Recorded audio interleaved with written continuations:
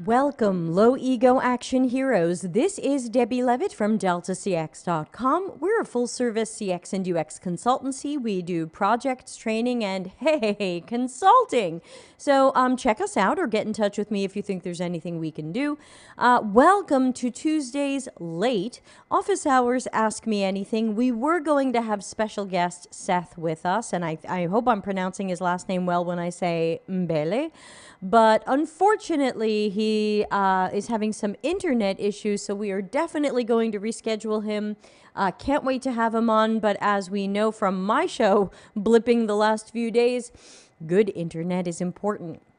I am broadcasting to you today from my backup internet, so you can all tell me if this is better than the real internet. So far, our internet company said, your modem's not correctly configured. We charge $30 to fix that. Okay. Or what? We cancel the service? I don't get what to do there. So that will eventually get resolved, but let's just say we're not impressed. So hello from backup internet. How is the stream looking? As always, of course, I want to thank the low ego action heroes who are financially supporting the YouTube channel, even though it is very optional. I do have a day job. So thank you to everybody who's giving $3 to $10 per month to the channel, which helps keep me in streaming software and chocolate chips. And boy, did I eat a lot of those today. So I am grateful. If you would like to throw a few dollars at me, you can always super chat, super stickers, super thanks over on YouTube, or of course, join. Now, I'm not seeing any messages, so I just want to check quickly that my chat system is working and that I'm not missing anything from anybody. So give me a moment. And I do have some questions that came in ahead of time, so we will start with those. If you ask any questions, they will go to the end of the list. So, let's see. LinkedIn.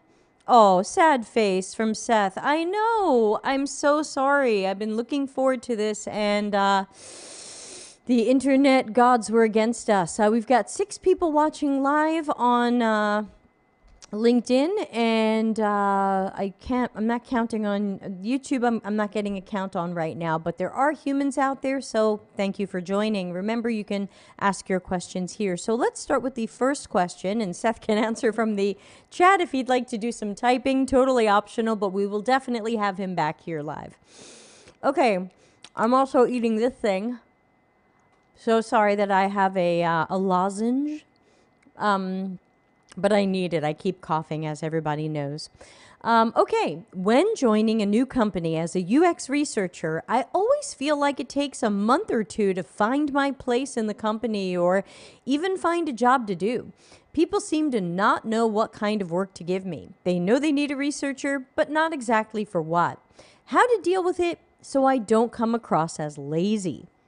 Okay, when I read that, I have to admit my gut reaction, and it was a bit harsh and judgmental, was, I think you're a little lazy. But then I reassessed that, and I think you're a little reactive. I think you're waiting for somebody to empower you or tell you what to do. They needed a researcher. They needed you. They chose you. You should feel empowered, and you should go out there and proactively start talking to your teams and find out what they need. Talk to your manager. Your manager had a reason to hire you. What do we need? Now, you can do that. So I would say talk to the UX designers. Talk to product managers and product owners. Learn what questions they have about users, their needs, their behaviors. Very often product managers are guessing at features because they think people do a thing and they think this is why. That's where your research can come in and save the day. Do you know if they hired you more for generative or evaluative research or both? These are things that maybe you should have asked about during the interview.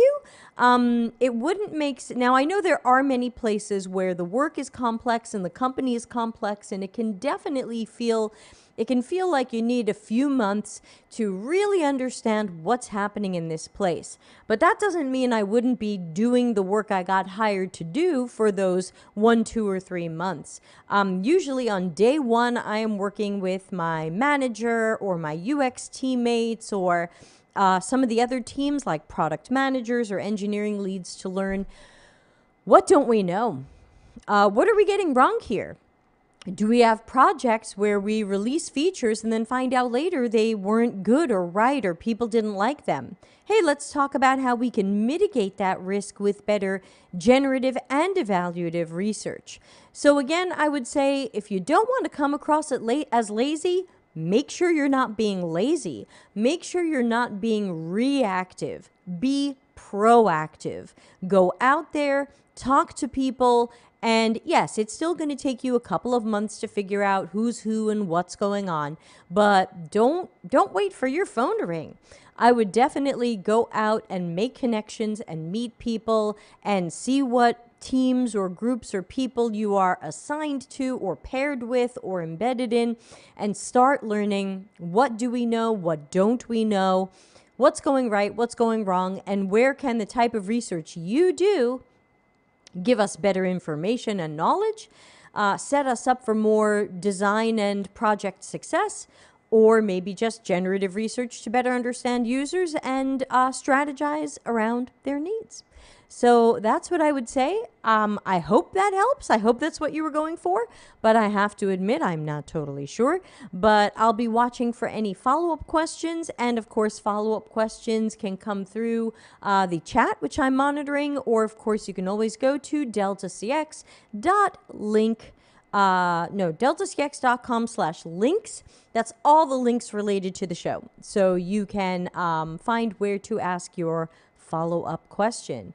All right, let's assume I'm at least close on that one. Oh, Don Norman is floating by. I turned my head away. David Snodgrass, always good to see you, David, said, my favorite quote, if you don't want to come across as lazy, don't be lazy. Yeah, I'm sorry that wasn't more clever, but yeah. Yeah, sometimes people say, how can I make sure it looks like I'm doing my job? Do your job. Then it will look like you're doing your job. Not doing your job, it might look like you're not doing your job. I know, super helpful. Alrighty, next question. So Hung's got a question, but we've got a few of them queued up already. He's got a follow-up. What if they don't know what you should do? What if they don't know what you should do, but they don't want you to do UX?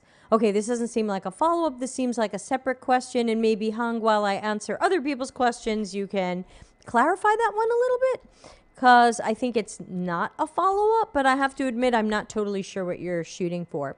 So let me go copy-paste our next question. Here we go. Paste. Then I have to press the number 4 and then it appears. Okay, great. Do we need to worry about oversampling from one research participant who is particularly insightful and articulate? I imagine there might be some different opinions on this, but I don't worry about that. I might worry about that if I interviewed 10 people and 9 were failures and only 1 said something insightful and articulate. I would worry about my research planning. I would worry about my interview or session style. Like, am I not getting good information out of these people because of something I'm doing? If I think I'm doing it right, or maybe I have a partner who's helping check this out, then my next question is, did we recruit the wrong people? Did we recruit people who really aren't the target audience, and so they're not really saying things that make sense, or they're not saying much because they're not really the user here. And I see this sometimes, especially with boot camp projects or practice projects after people graduate, where they say, hey, I'm doing a project about how people shop in the grocery store. So I asked my daughter's friends, and it's like, well, hold on, they're probably not doing that much grocery shopping. They're 14. So I think we have to first self-assess if we messed up our goals or our questions or our tasks. Sometimes that happens and you just have to kind of go, oops, I messed this one up. Sometimes it's our recruiting. We didn't grab the right people and they didn't give us anything insightful. Sometimes we have a good plan, we have some good people, but they weren't thinking out loud enough. They were kind of quiet in the session. We didn't do a good job inspiring them to think out loud. We didn't remind them, hey, can you please tell me what you're thinking right now? Or what are you looking for? So sometimes we need to prompt people, not of course prompt them about the interface or what to do, but just prompt them to think out loud and tell us what they're looking for or what they're trying to do right now if they go quiet. Sometimes we don't get the best insights we can because people go quiet and we allow them to go quiet, and now we go, oh gee, I wish I knew more from that person. So again, it's hard for me to figure out what went wrong here because I don't have a lot of information, and maybe you're still trying to figure out what went wrong. But those are some of my guesses about what might have gone wrong.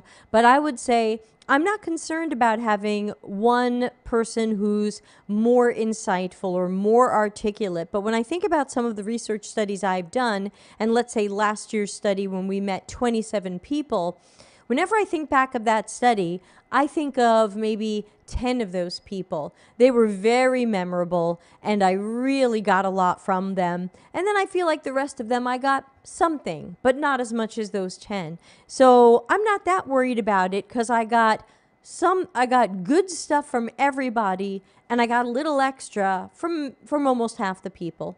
So I think it would be better if you were saying something like that. So I'm not sure how many people you researched with and why there was really just one. So it could be a recruiting or sampling issue, but I'm not going to worry about oversampling without knowing more. And Hung is rephrasing his question, and we will add it to the end of our list. Thank you for that. We will paste the new version in my notes.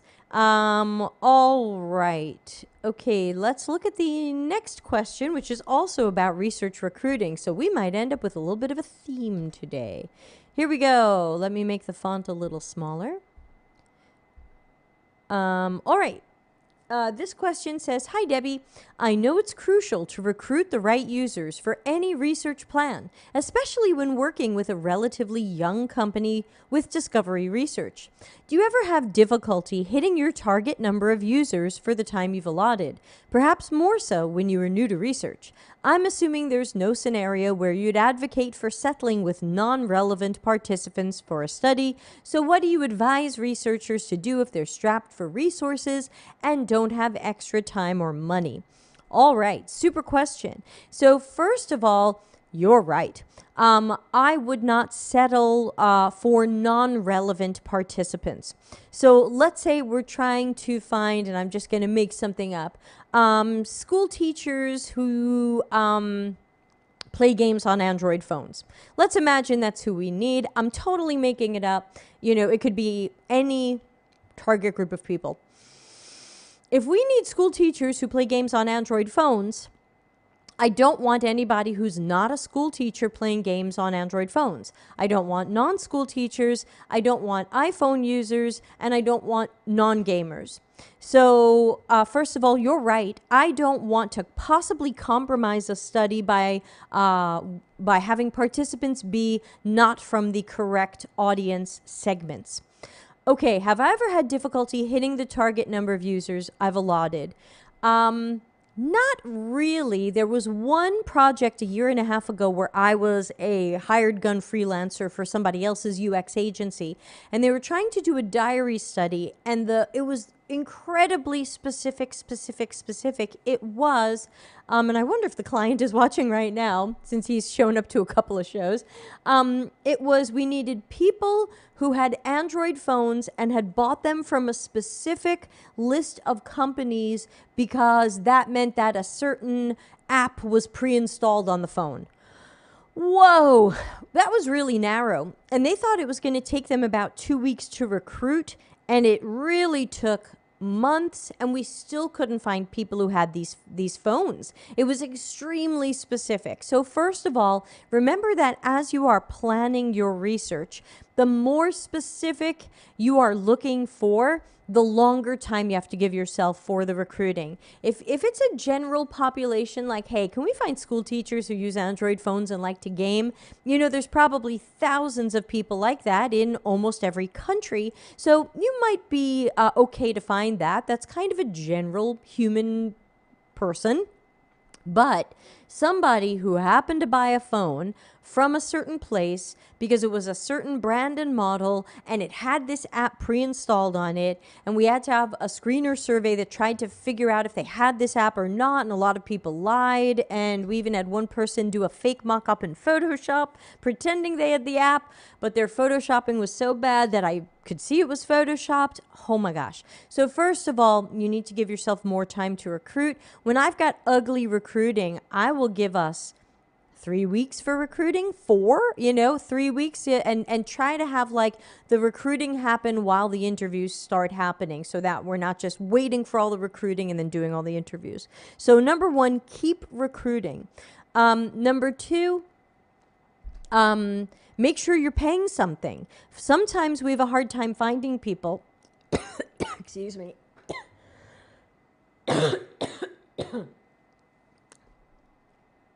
I forgot to make tea.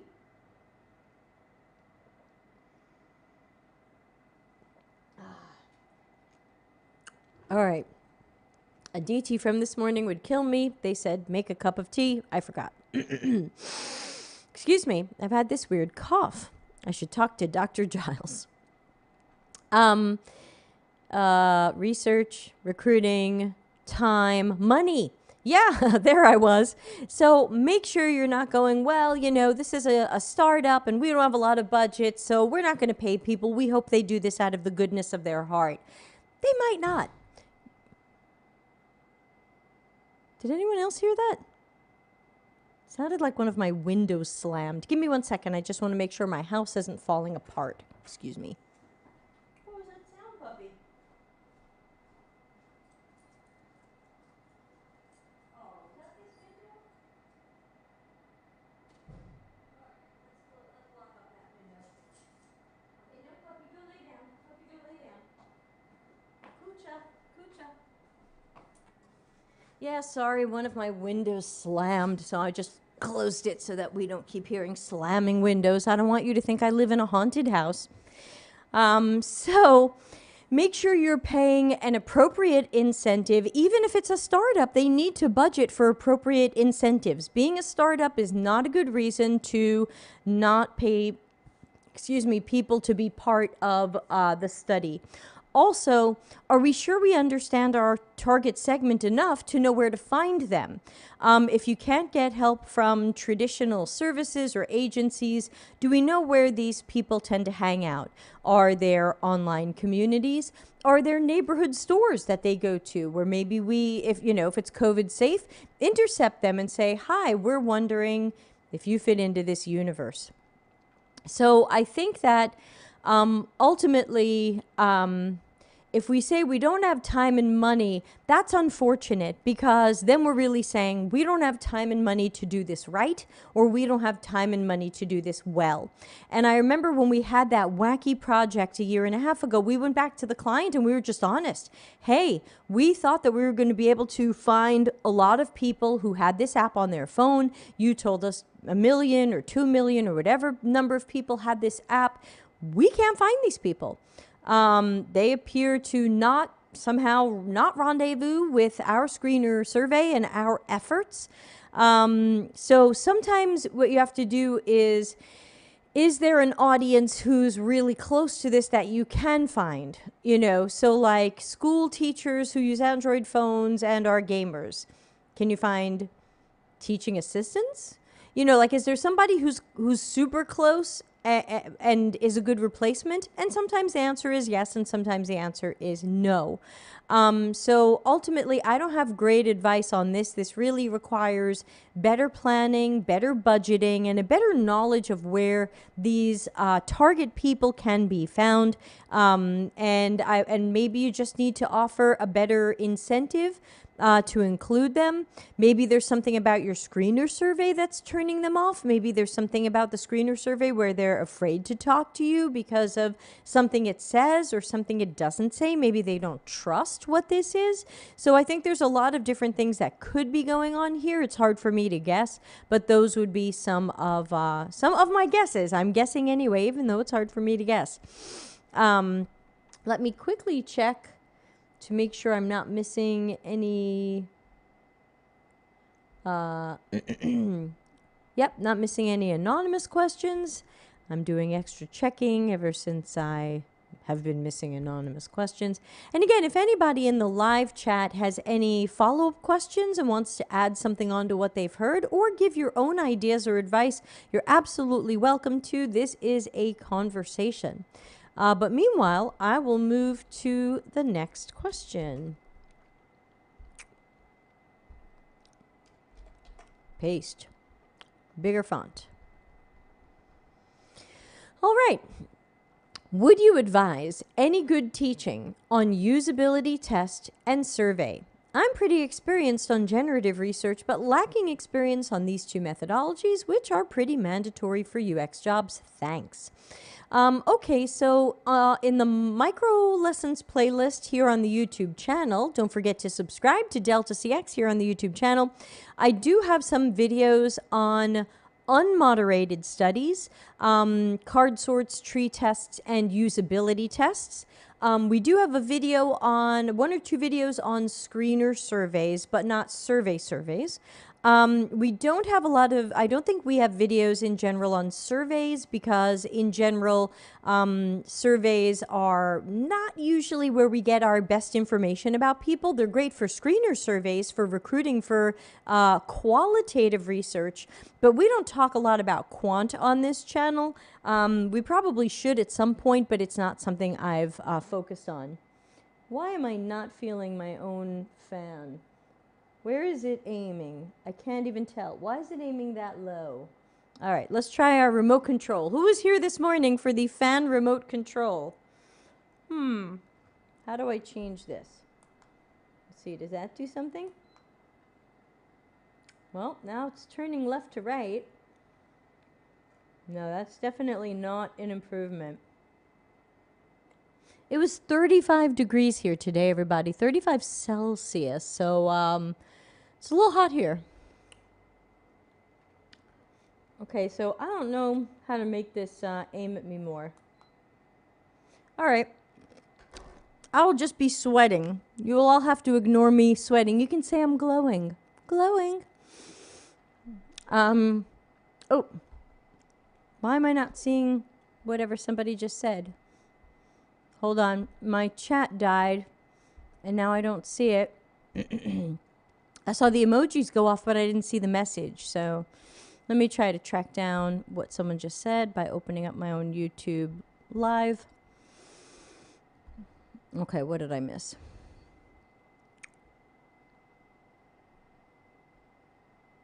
Oh, hi, Daniel.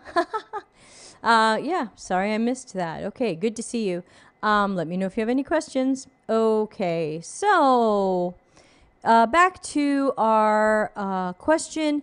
No, I don't have a lot of videos on surveys outside of screener surveys, and I don't have any videos, I don't think, on moderated usability tests. We might have had Michelle Ronson talk about that a little bit. You know, you can always search YouTube for stuff just by saying Delta CX usability. You know, go to YouTube and use it for what it does best, which is find you stuff.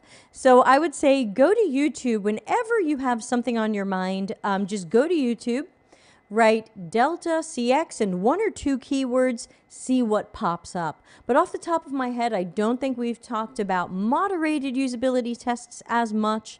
Maybe one show with Michelle Ronson, and I know we haven't done surveys other than screener surveys. So I don't know. I cannot recommend anybody else's content on that because I haven't seen anybody else's content on that. So I don't know who else is teaching this that I can recommend. Maybe someone in the chat room is comfortable recommending anything on these topics. Anybody? Anybody? No? Yes? Maybe? Pressing refresh in case I'm missing messages.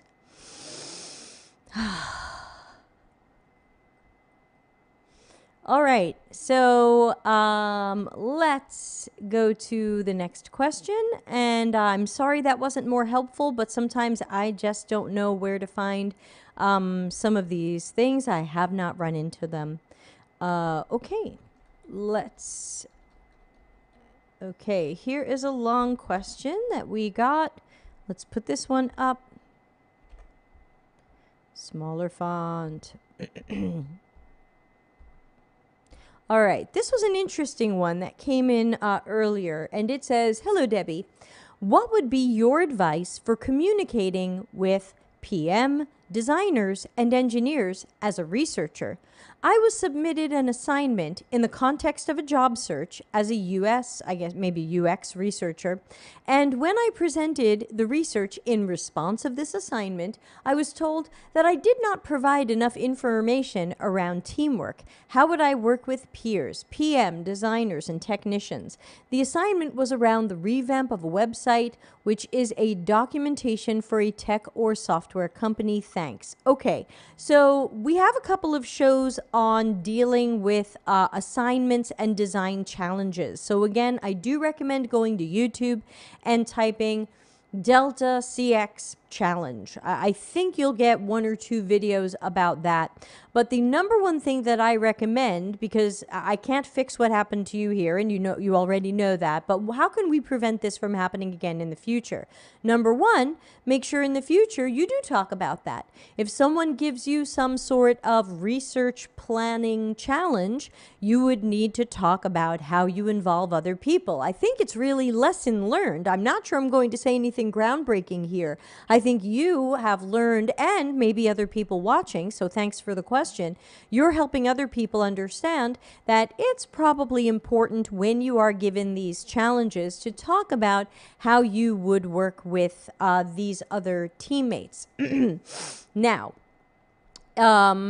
if you have UX research experience, then I don't have to tell you how to work with these people. You should be collaborating with them, and I can't give you the one answer. I can certainly tell you that you should be collaborating with them. Certainly engineers should, I suggest collaborating with everybody early in your planning to make sure that as you are planning the research that you've covered the questions and issues and assumptions and guesses that PMs, designers, and engineers might have about the users or the customers, or any other unanswered questions they're looking for. I'm also, of course, collaborating with these people during research in that they're all welcome to watch the sessions, either live or recorded. I do not let them do the sessions, but they're welcome to watch the sessions. If they'd like to take notes and share those notes with me later, they certainly can, but I typically don't involve them in the analysis, or anything that requires research expertise. I don't involve them in, but they can certainly be involved in some of the planning in that they're letting me know what questions they need answered by the research. I can certainly involve them in observing the sessions so that they're seeing the sessions or the recorded version. And of course, we should be speaking with them again when we are presenting the report from the research so that we can tell them what we learned and see if they have any questions. That's how I do it. That may or may not be the right answer. So remember, just because that's what I do doesn't mean that's the answer they're looking for. They still might say, we don't like that kind of collaboration. You're not right for us. But I would say another piece of advice I would give is when it comes to these challenges, ask up front what people are expecting. What are you judging me on? Are you looking for information about this? Are you looking for information about that? Are you looking for me to speak to collaboration? Sometimes they tell you and sometimes they won't tell you. So all you can do is your best guess. In general, these challenges are garbage, and definitely never do a challenge when the challenge is about what this company does. So for example, you said a website documentation for a tech or software company. If this was about this company's documentation or it was their website, don't do it. There's no reason you should solve these people's problems for them for free. It's unethical, and sometimes the job doesn't exist. They're just looking for free advice. So please be careful. All right, we're finally up to Hang's question. Hooray! And the show is half over. So if you have a question, get yours in now. I think I'm caught up. And yeah, I seem to be caught up. You tell me. Am I missing anything? Hello? Okay, so let's take a look at this question and do our copy paste. Okay. And let's make the font bigger. There we go. What if stakeholders don't know what UX designers should be doing, but they also don't want you to do more traditional UX work? No research, all UI. My question is, if you like to do more traditional UX work, why did you take the job there? I think that these are things we need to be finding out during the interview process. That's why we did episode 129. Please go to YouTube and type Delta CX 129. Everybody, please watch episode 129 on questions we should be asking during interviews to try to make sure this is the environment we want to work in. Now, sometimes they'll lie to you. This isn't going to solve every problem, but for the 90+% of companies who are going to answer you honestly, these are some questions to ask. And some of you know that I was recently going through a very exciting set of interviews with a company, and during the final interview, I learned that it wasn't the right environment for me, and I took myself out of the process. So, if you're saying, what if stakeholders don't know what UX designers should be doing? I would ask, how did you get hired? Or what do they think you're doing? If they think you're doing no research and all UI, could you have foreseen this? Could you have foreseen this during the interview process, and make sure during the interview process and say, hey, I just want to double check here. I want to make sure that our company believes in good UX research and understanding our customers and learning before we guess at stuff. And sometimes it's, yeah, we do that. Or, yes, sometimes we do that. Okay, that's still better than never doing that. Or, no, we don't really need to do that. We just rush things out and we find out later. Okay, now you know. So as much as I know that there are a lot of bad jobs out there, and a lot of jobs do think that UX is just make some pretty screens and rush it out. Let me pull up my stream status.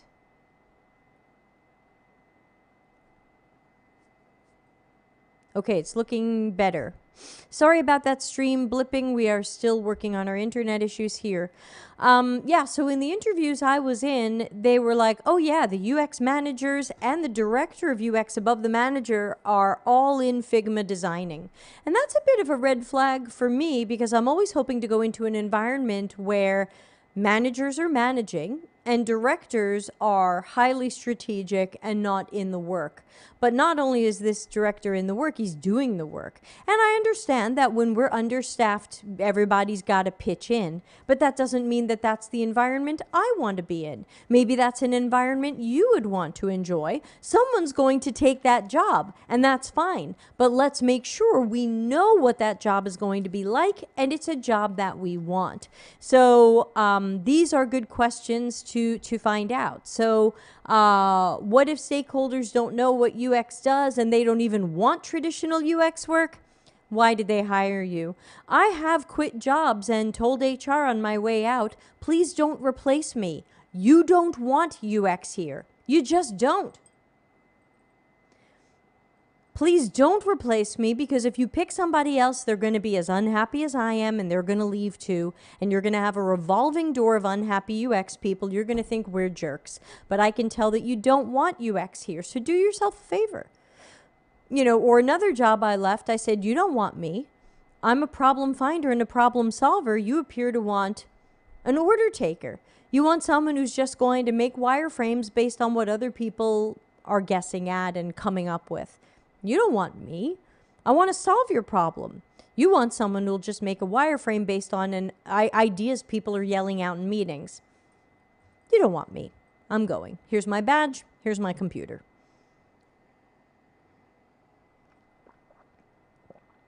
I hope that helps.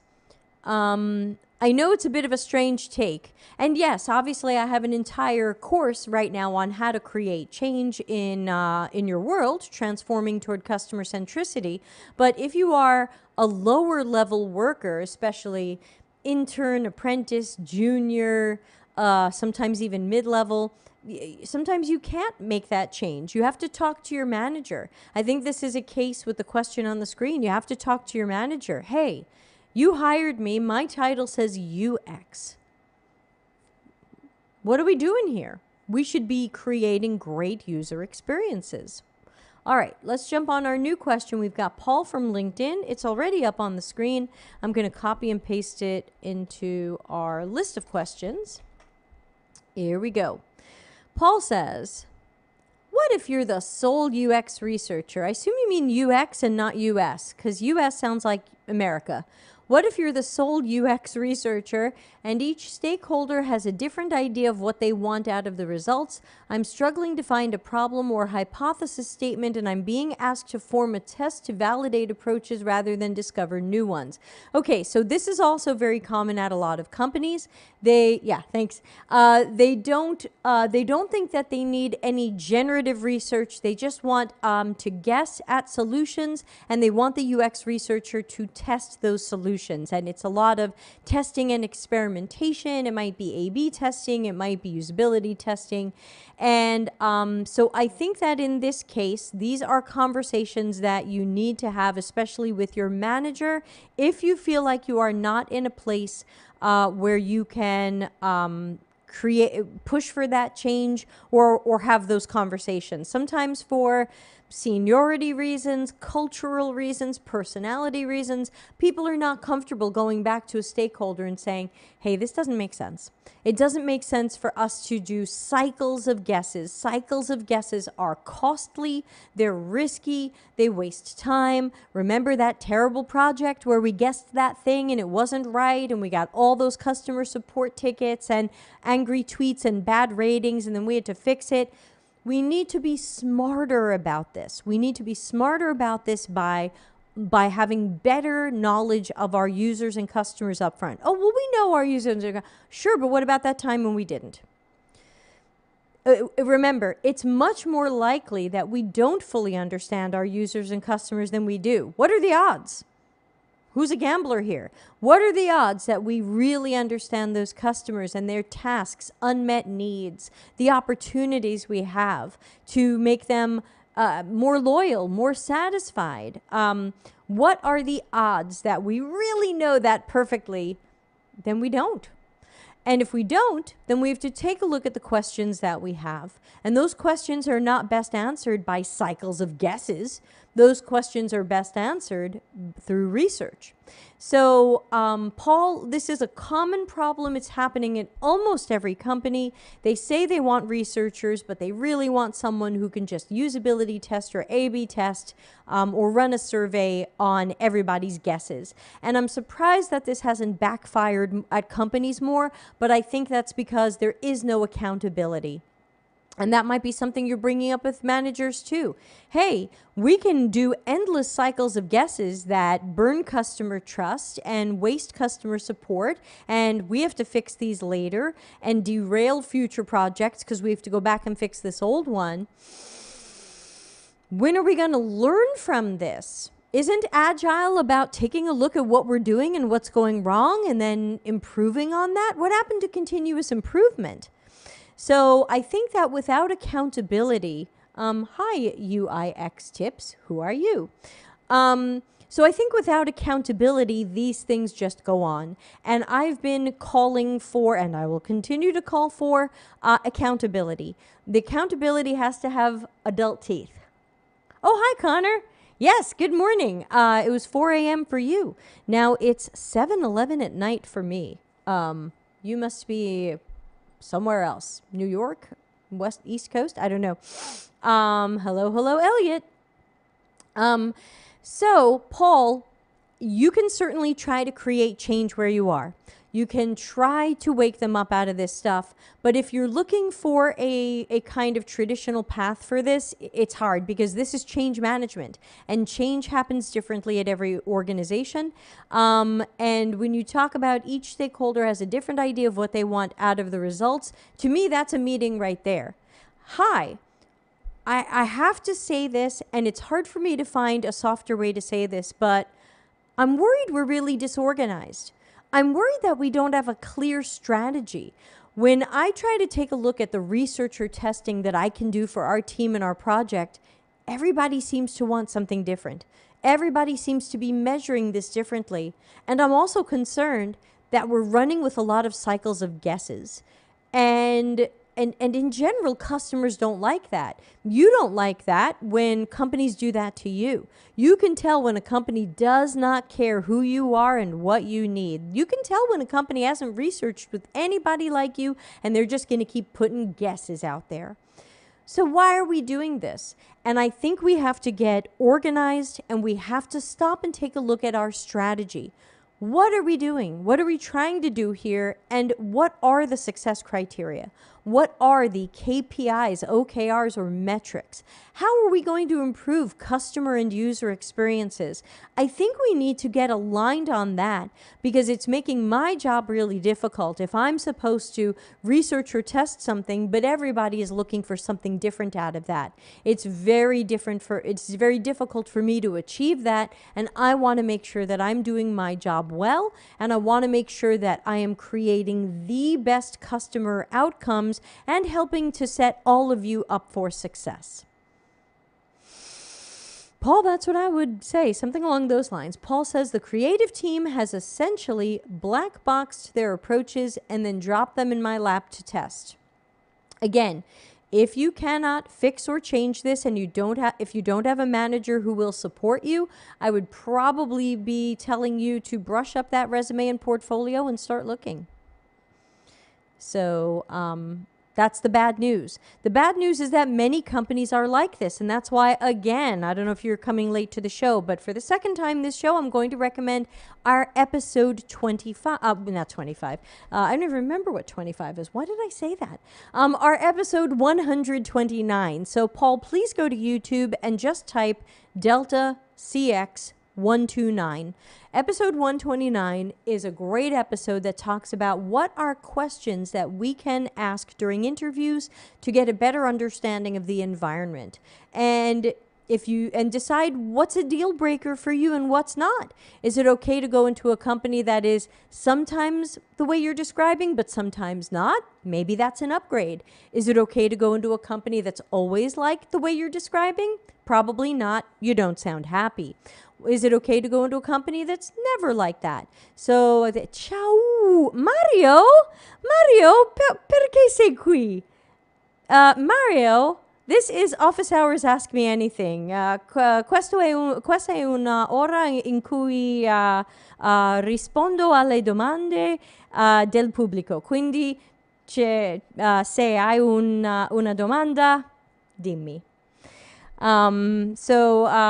Mario is like my cousin. So like, oh, I'm so happy to see him. That makes me so happy. So in fact, I should set off a fun thing for that. Let's see. Mario should get. The internet has just been terrible here. I am so sad. Hopefully, is this? Oh, okay. Hopefully, it should be back now. Sorry about that. All right, let's go over to Adam's question. Thank you, Adam, from LinkedIn for asking this question. Let's take a look at it. And it says, what's your opinion nowadays on unmoderated fast testing systems like Maze or user testing? So I do use unmoderated user testing systems, but I am not using usertesting.com. Too expensive. Youch. I am also not using Maze because the last time I looked at Maze, they were so unable to deal with Axure prototypes, and I only work in Axure, hashtag not sponsored, that when I tried to put in an Axure prototype URL, it said we cannot use InVision URLs. And I was like, oh, that's really off. Oh, that's not even close. Oh, yikes. I mean, the URL says Axure in it. Really? So I do not use Maze. I have currently been using for unmoderated, I've been using UX Tweak, which is not sponsored. They offered to pay me and I wouldn't accept any. So I gave everybody here the money. So UX Tweak is a company in Europe. And their system's a little bit plain when you're using it on your side, but we found it to be pretty good. We've been happy with it, and it's very affordable. So what's my opinion on unmoderated systems? I also at one point had, was it Validately or Userlytics? And I dumped it because I couldn't stand their salespeople and their pricing. I can't remember which one. I know Validately is now UserZoom Go, and I can't afford UserZoom either. So my opinion on unmoderated testing systems is I do like them, and I do use them. We even talked in this morning's office hours about that, since once a month I do 2 office hours. So yeah, I do like them and I do use them, but right now I am using UX Tweak. I do change from time to time, so maybe the next time we talk about this, I'm using something else. But we've been using UX Tweak on and off. We haven't had a lot of unmoderated usability lately, but we did use them once or twice last year on a project, and I do hope to use them again. I had a good experience with them. And again, not sponsored. I pay them, they don't pay me. So, yeah, Adam, I hope that helps. Let me know if you have a follow-up question. This is Office Hours Ask Me Anything. Remember, please do subscribe. I am shadow banned on YouTube, so I rely on your kindness and on the organic growth of you telling 3 friends about the channel so that the channel can grow. So please do subscribe. You know, maybe even Cousin Mario will subscribe. I don't know. Who knows? If he's interested in such topics, he can change from being a superstar music producer and champion trumpet player to UX. I don't know. Mario, he's probably still, he's not even here. I should send him an Instagram message like, are you still here? Mario, c'est qui? Yeah. So I'm caught up for the first time in a long time. I've caught up to everybody's questions. So let me know if there are other questions. Why is Video Ask billing me if I'm on their free plan? Grumble, grumble. Okay, so anybody else have any questions? Yours will be next because I think I'm all caught up with questions. Let me double check our anonymous questions and double check our LinkedIn questions just to make sure I'm not missing any comments or follow-ups. Oh, looks like the LinkedIn stream died when my internet blipped, so that's the end of that. And YouTube, let's see. Am I still live? Yeah. I am still live. Okay. Another good reason to watch on YouTube. It tends to keep the stream alive even when I blip. So switch to YouTube, everybody. I'm sure the people over on LinkedIn are like, what just happened? If we don't have any other questions, UX Strategia. Needed to switch from LinkedIn. Yeah, sorry about that. I had an internet. LinkedIn started another stream. I think I got a notification. Yeah, I can't control that. I know. What's up with that? So UX strategia. Really, I was surprised to see the accent on the E. It's not strategia? Okay, maybe that's a little more Italian. All right, so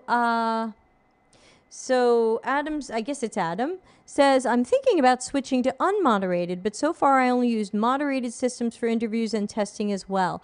Yeah, to me, it's not a matter of switching. It's a matter of using both. I mean, they're both tools in our, I hate when people say arsenal. I mean, they're tools in our toolbox. And sometimes you need a moderated study and sometimes you need, oh, it's Hungarian. Yeah, hi, Adam. Okay, cool. So, yeah, I think in Italian it might be strategia. There's usually the accent on ia, also for Spanish. Yeah, really, ultimately, you should be using both. And we actually talked about this on this morning's show. So basically, I'm picking between moderated and unmoderated based on things like time, budget, and what I'm hoping to learn. If I'm just hoping to bang out some unmoderated quickly to just see some usability flaws that aren't obvious to me and will be obvious to 5, 6, 7, 8 people. Boom, unmoderated, watch those videos. Ooh, there's my bugs. It's almost like QA testing. If I want to go a little bit deeper and be able to ask people follow-up questions, then you need moderated. But the mistake someone made this morning in the question they asked was they said that they thought that moderated would be better for walking someone through a prototype. And I said, but that's not testing. That's not testing. That's not usability testing. That's walking someone through a prototype. You're going to end up with flawed results if you tell people what this is or what it does or what to click on or what to do next or what to think about it. So make sure that you are not misusing moderated studies, that you're not using moderated studies as a reason to introduce a product or service or feature or explain it or say, you're going to click on this and then this and then this and then, do you like that? Is that good? That's flawed stuff and that's not testing and it's not usability. So just make sure that you're using each of these things for the time, budget, and information and outcomes that you're looking for. And yes, please subscribe here on the YouTube channel. Won't you please? No matter where you're from and where you're watching and what your questions are, it's always better than the LinkedIn stream for some weird reason. Plus, we have a huge archive on YouTube of over 600 videos that are easily searchable, whereas LinkedIn, you can never find what I've done yesterday.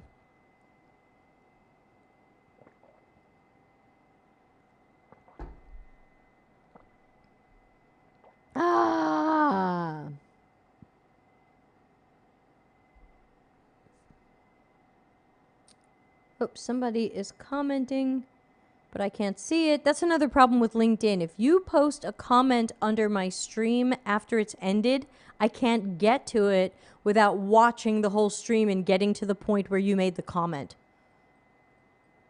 UX, y'all, makes no sense. Do not want. So always better on YouTube. If you watch a show later and you write a comment, I will always respond to it. So when I'm awake. So I see Andrew is commenting. I can't get to it. It just says Andrew's commented on your post. I can't get to it. I literally can't get to it. I will never see this guy's comment. It makes me just, All right. Well, I always hope if I stream to LinkedIn, I can win y'all over to YouTube. The secret strategia. All right. We've got 5 more minutes. Let's talk about the shows because, hey, we had to cancel tomorrow's show. Oh, and we'll answer Paul's thing too. But just note, tomorrow's show is not happening. My guest is unfortunately unwell, so we're going to postpone that.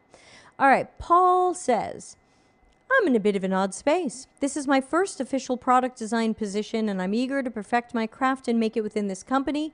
I survived a purge of the first team of designers from the new management that happened months ago. I'm fearful I'm always on the chopping block as I'm the only one from the original crew, but don't feel my portfolio's in a position to start interviewing for new roles. Well, then how did you get this role? Wasn't it something in your portfolio or your interviewing that made someone interested in you?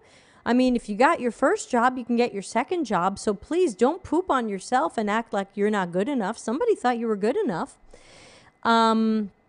Stress. I love the company and the space I'm in, but a little lost on what my next steps should be. I realize this is a loaded scenario, curious of your perspective. I would be talking to your manager. You're always welcome to talk to me, and I do feel like I'm everybody's manager. But that's really my question is, what does your manager say? Hi, manager, or hi, new manager. What do you see as the priorities for my role? What are the key things that you need me to work on?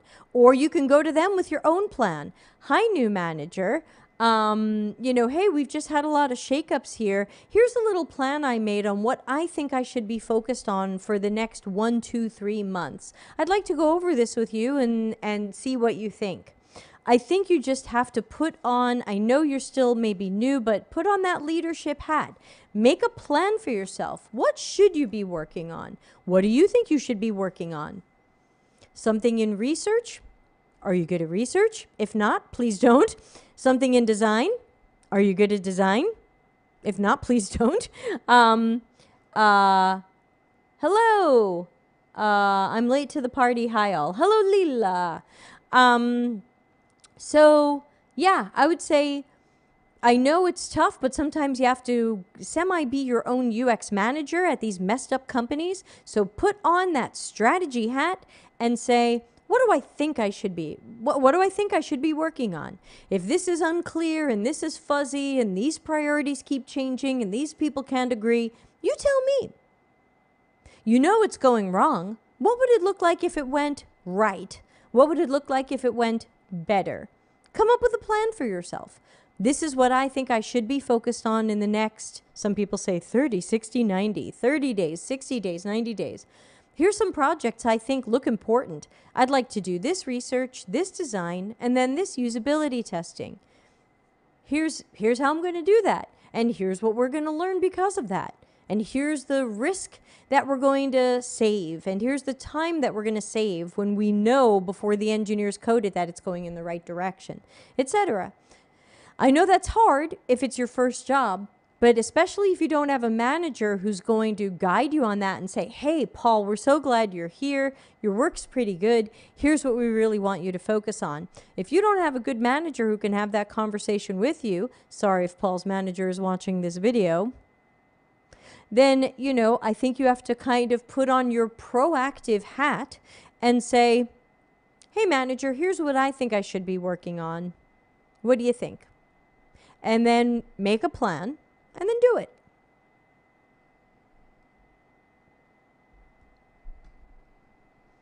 That's my suggestion. Paul, I don't know if that helps. I know that might sound a little scary, but that's probably what I would suggest. Hey, Krishna, I haven't seen you in a while. How are you? Let's get Krishna's question on here, and then that will be the end for today's show. We'll be out of time. But, of course, I'll be back next week. And you can always ask your questions at deltacx.link/ask, and I'll put you on the list, and you'll be among the first next week. Thanks, Paul. Good luck. Keep us posted. And remember, you can always join our Slack community, which is completely free. There's all kinds of stuff you can do in the Delta CX world, so subscribe and hang out with us. Okay, Krishna says, my question is, what is the ideal way of writing use case? Should it be based on the current state or the future state, and how much it differs from task analysis? Okay, so I don't use use cases. So I think, Krishna, my first question would be, who is the target audience for the use cases? Sometimes the business analysts are writing those. Sometimes a product manager or product owner is writing those. Sometimes UX is supposed to know those. Sometimes it's for the engineers to understand what we're doing and why. So my first question would be, who needs the use cases? That will help us know what they need to be. You can still do task analysis and optimize task flow, and then be writing more about use cases. But to me, if you write use cases too early, you're being a feature factory. Your task analysis will be ignored because someone said, hey, we think people need a big red cup. Yeah, they could really use a big red cup. That's the use case. Make a big red cup. Now we're just a feature factory making a big red cup because someone thinks people want that. No one will care about your task analysis. So to me, a use case could come early in the process. If it's a piece of information, maybe that comes from research. Hey, we did a lot of research and we learned this and this, so it looks like there's this use case. Or it might come later where we've designed something and now that we know what it is, we believe this is how it will be used. So I would have to say I don't use or write use cases. I tend to think that's somebody else's job because I tend to think we're not the audience to create them. So I would again ask, who needs a use case and why? What's it for? How is it going to be, everybody say it with me, meaningful, actionable, helpful? What are we going to do because we know this use case? What's the next step in the process? Does the use case inform research, design, engineering, strategy? These are my questions.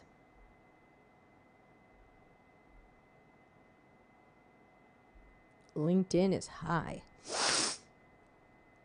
So Krishna, if you don't have a quick answer for that, we're going to have to end today's show. But ultimately, I think we have to ask ourselves, who is the audience for writing use cases? Sometimes these are part of user acceptance testing and they're really for QA.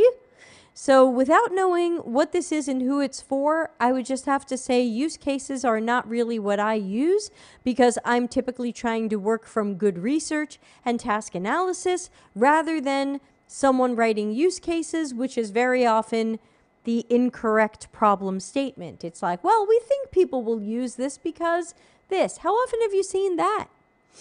You know, the example I always come back to is a crazy project that I had many years ago for a company that got a huge amount of funding and then went out of business because they were a solution in search of a problem. They thought that they were going to provide sexual disease testing. Okay, that's important. But they thought their target audience was promiscuous gay men who didn't want to talk to their doctor about getting disease testing. And this was in San Francisco. And I was like, I don't think these people are afraid to talk to their doctor about having disease testing. And there's also free clinics. Why wouldn't they just go to a free clinic? Why would they go to you, random company? And so when I think about that, I think someone there probably wrote up use cases. Hey, promiscuous gay men need to be tested for sexual diseases, and they're going to want to be tested for sexual diseases, and here are our use cases. These sound like early incorrect problem statements or hypotheses. Krishna says, BA, product manager, asking it to strategize. I was confused to be more of a hypothesis. Yeah, exactly. It sounds like before we've done research, we're trying to come up with what would we build and what purpose would it serve. And I think if that's not research informed, then we're possibly going down the wrong path. And it's possibly, what's the word I'm looking for? Feature factory. So Krishna, if you're comfortable, please feel free to share this video with them. Tell them to start like 55 minutes in or wherever your question pops up. But I think we have to take a good look at why do we need use cases and are they going to help us strategize? And is it really the use case that's going to help us strategize, or is it the results from good research? Because if we do research well, again, as always, we've planned it, we've got our goals and strategy, we've written some great questions or tasks, we've done good recruiting, we ran good sessions, we've analyzed it. If we have a great research process and we end up with really excellent insights and pain points, and now we want to prioritize those, hypothetically, some cousin of use cases is going to grow out of that and grow out of our task analysis and optimized task flow. So I would say, talk to them about what is this and why do we need it? Krishna says, sweaty smiley face. I hope that helps. All right, so I'm going to wind down this show. Thanks to everybody for being a part of it and asking great questions. If you have a question, send it in to deltacx.link/ask, and it will be among the first questions that I answer next Tuesday. Also, please remember to subscribe to the YouTube channel and find 3 people who you think would be interested in this: your coworkers, your manager, your buddies, your social connections, your Facebook group. Let everybody know that free help is available here on the Delta CX channel between the live shows and over 600 videos in the searchable archive. So with that, oh, and also tell them it's not monetized in the sense that I'm not trying to sell you crap and I don't have affiliate links and all that stuff. So there you go.